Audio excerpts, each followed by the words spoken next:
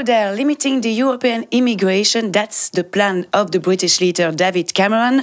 Is the European movement of people in danger in Europe, especially for the migrant workers? That's the question we will focus on today. To discuss on this, I have two guests with me. Patrick Itschert, Deputy Secretary General on Social Affairs at the European Trade Union. Hello and welcome. Hello. Hello. And Maxime Cerutti, Director on Social Affairs at Business Europe. Hello and welcome. So, the UK wants to limit the number of migrants from the European Union, especially the low-skilled ones. So, David Cameron argued that too many migrants are abusing the country's social welfare system. Well, the UK has few chances to succeed and to reach this plan on capping numbers of immigrants, because it will need a treaty change and an unanimous agreement of all member states. And that it's hard to happen because many countries are opposed, but some of them would like to limit migrants' access to social benefits. So, Mr. Cerutti, is this a softer plan to finally limit European migrants in general? Thank you for the invitation. The first thing I want to say is that the fundamental freedoms in the treaty are essential, and businesses strongly support that. So you have the freedom of movement of people, which is at the core of it as well. But it goes beyond that. The single market is based on four pillars. It's about people, it's about services, it's about capital. And I think, the goods, of course, are part of the equation. When we look at the situation of mobility within the EU, the key fact is that there are only 3% of people moving across borders. And I think we need to improve, to increase levels of mobility within the EU. And of course, we also need to make sure that situations of abuse, as they may have occurred in some countries, are addressed appropriately. So now the debate on mobility has different facets. You have the economic facet, but also the political dimension. And when it comes to the UK situation, it's not up to me to comment on the political situation. Yeah, but we'll come on. So on the UK, principally, all the qualified, there are migrants, workers who are really qualified, and they're principally from France, Germany, not from the Eastern countries, as people could think. So which are these people are really abusing on the social benefits? I think that the facts are not clear, because what we see in the facts on the European scale is that mobile workers tend to be more in employment than workers in a domestic context. I think the rate of employment is 3% higher for mobile workers, which means that they tend to be net contributors to the social security systems in the member states. Now it's up to each member state to have the access and eligibility rules for social security systems.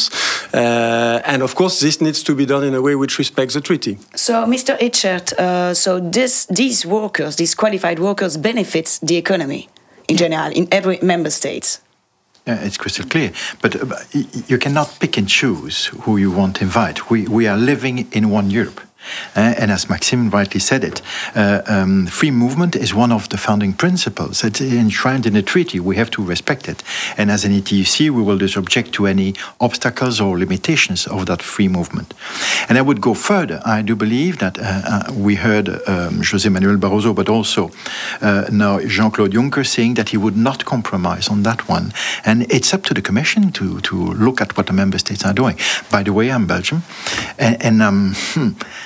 even in Belgium, we have some problems. The future government, this government, N-VA, and so it's looking a little bit. So it's up to the Commission to make sure that these principles are respected and that the enforcement directive is respected. How can we then deal with the abusing of welfare and benefit system then? How can we be sure? Because if the free movement means fair mobility, and fair mobility means that it has to be voluntary, obviously, but two, it has to be, we have to have a full equal treatment. Full equal treatment, which means same working conditions, same access to education and training, same social security. So does that mean a minimum European wage? That's another debate. It's the same maybe for the social security. Yeah. If you have a European minimum wage, this could help then be the solution to less abusing in welfare system. But, okay. As Maxime also said it, we have to fight against all the abuses, and it's true that you have gangsters over there taking use of that, and that has to be combated, because it is leading to racism, xenophobia, and other ones, and that has also to be tackled urgently. C'est pas un hasard, Cameron, because of the UKIP, and you have to say this. So, Mr. Cerutti, so do the migrant workers also, benefit the companies as well by lower salaries, or, for example, from other member states' tax rules? The companies benefit also from these migrant workers. The key point for companies is that there are important mismatches on the European labour markets. You have at the same time almost 25 million unemployed people, and at the same time you have a long-standing trend for vacancies on European labour markets. Nowadays it's around 2 million vacancies. And this mismatch means that many employers do not really find the people they need in the local labour market where they operate. So mobility, be it in a national context but also in the European context, is very important to address those needs. So according to research from University College London, so the UK has benefited from this European migration since over more than a decade. It's made a positive net contribution to the country, around €3,400 per person per year. So this is a good thing? Yeah, obviously, and as I said it, we have to. There was an article last week in The Economist called "The Melting Pot," and it gives a view of the Britons on immigration and a perplexing blend of myth and reality. I think that we have to go back to the reality. Maxime said it: 2.6% of migrants, and 1% of them, the unemployed, represent 1%. So stop by saying, and it's also that study shows that in big cities like in London, where you have many migrants, many more than elsewhere, it is not a problem. I would say the priority also for the UK and for the EU is to create jobs, and that which means today investment. Because they contribute, Mr. Cerutti, they contribute as well for the demand for labour. But does the company, have a big benefit from it? Are they abusing as well the migrant workers? I believe there is a fundamental principle which is equal treatment for mobile workers. So that's important to respect the rules. And when it comes to mobile workers, of course, they have the benefit for employers in different countries in terms of better meeting the needs of employers. I just mentioned the mismatches. There is a skills dimension to it. The mismatch is basically that the right skills are not present in the local labor market.